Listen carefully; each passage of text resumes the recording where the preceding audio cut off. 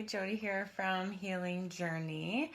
I'm really excited today to talk to you about a topic that's near and dear to my heart, and perhaps some of you have heard of.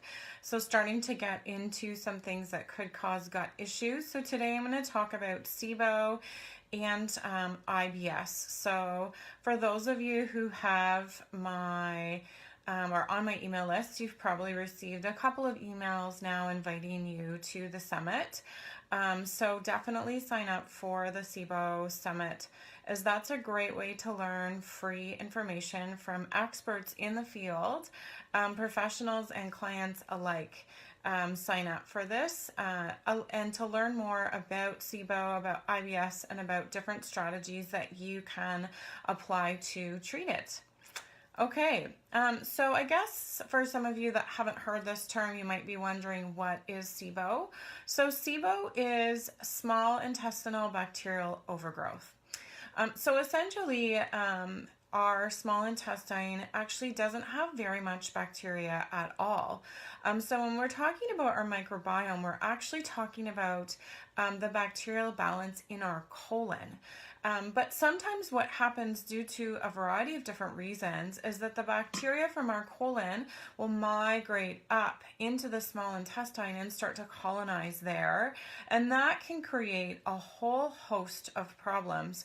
And typically, actually, the symptoms of SIBO are commonly referred to by medical practitioners as IBS. So a lot of times, not all the time, but a lot of times that diagnosis of IBS is actually SIBO, and sometimes it's other infections or other causes for the IBS-like symptoms. And so SIBO is an overgrowth of the bacteria, and the bacteria produces two different gases. So it produces a methane gas and it produces a hydrogen gas. So one gas will actually lead to constipation and the other gas will lead to diarrhea.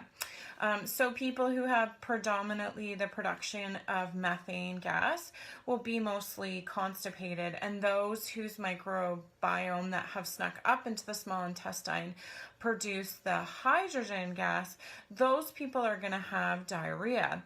And people that have a mix between the two of them are going to fluctuate between diarrhea and constipation. So just to give you a sense of how severe a problem gas can be for people with SIBO.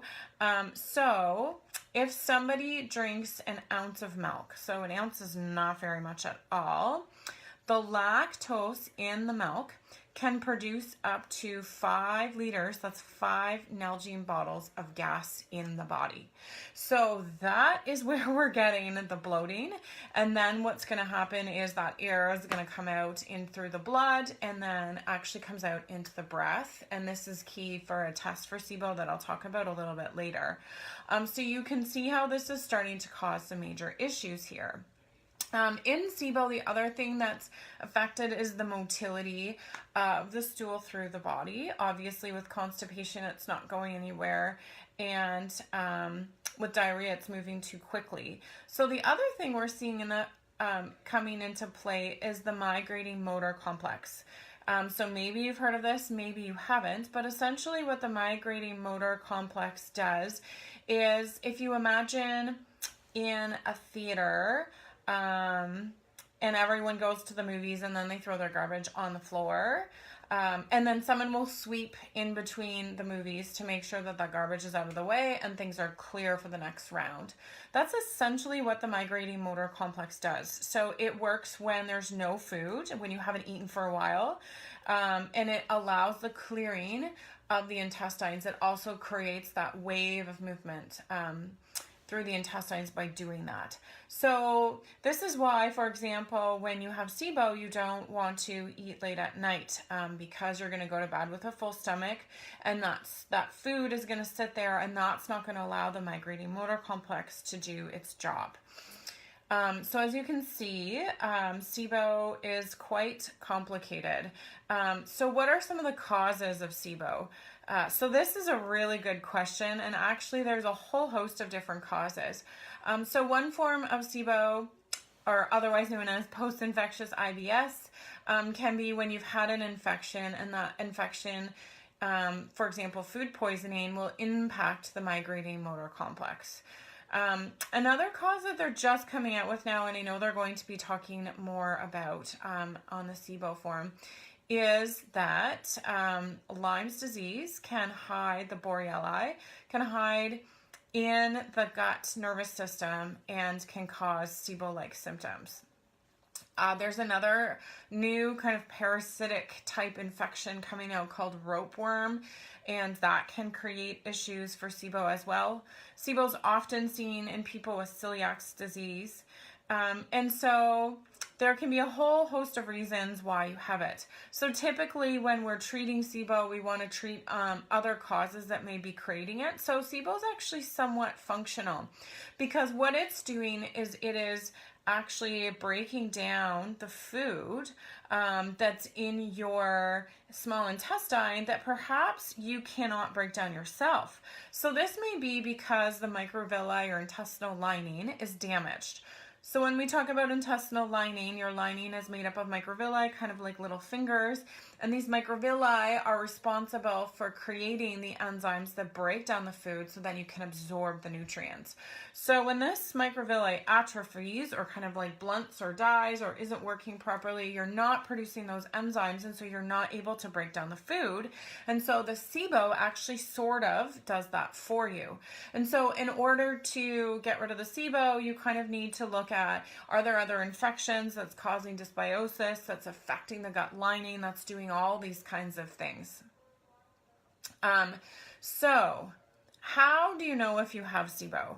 So some of the main ways that you can find out if you have SIBO without paying for a test is if you have probiotics and you feel bloated or your stomach feels worse, then it's likely that you may have SIBO. This is also the case for fermented foods. So I know for people that have SIBO, they think, oh, fermented foods are so great, and they are really good for you if you don't have SIBO. But if you have SIBO, what you're doing is you're introducing that bacteria right into the small intestine. So you're adding more fuel to the fire, and you're going to make things worse. And so it's recommended actually that people that have SIBO don't take probiotics and stay away from fermented foods. So that's a great way to test it.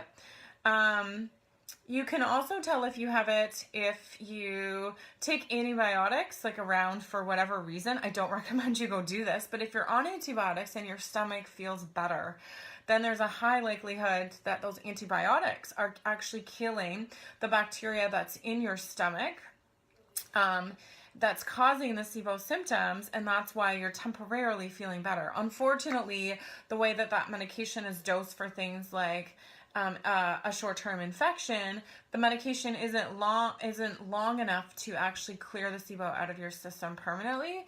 And if it was to clear the SIBO out of your system permanently, and you were to take those doses, it would be much too strong for you, and would cause other side effects to your system. But that's definitely a key way to find out. The other way you can tell is if you go on the FODMAPs diet. So the FODMAPs diet is a special diet, and you can just Google it and it will tell you what foods to avoid and what foods to eat. And essentially the FODMAPs, so those foods have certain sugars in them that will feed the bacteria that will then make the SIBO worse.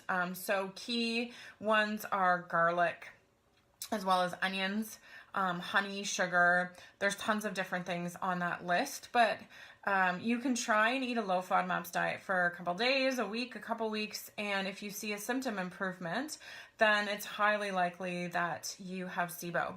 And the sure way to test for SIBO is to do a breath test. And so this test will actually tell you what kind of SIBO you have. So it will tell you whether it's methane or whether it's hydrogen. And then you can get a sense of just how challenging or how high those levels are. So when you're treating it, actually this test can be quite helpful because you can then monitor the progress of your treatment. So treatment of SIBO is a combination of herbs. Some people go on small dose of medication as well throughout it. And typically the FODMAPs diet. You can also do special diets like the elemental diet, but you'd want to go on a protocol to eliminate the small intestinal bacterial overgrowth. And again, before you really treat SIBO, you want to look at whether there's other gut infections in there and make sure they're cleared first. Because if you don't, you're going to treat the SIBO, it might go away for a little while, and then it's going to come right back because it's serving that function. Even if it's not all that healthy for you, it's still serving that function for your body.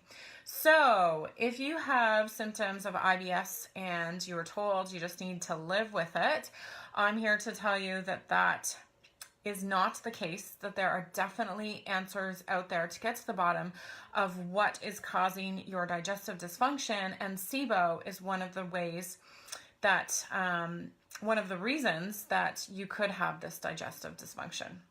Thanks for joining me today, and join me next week as I talk about another key issue. Have a good day.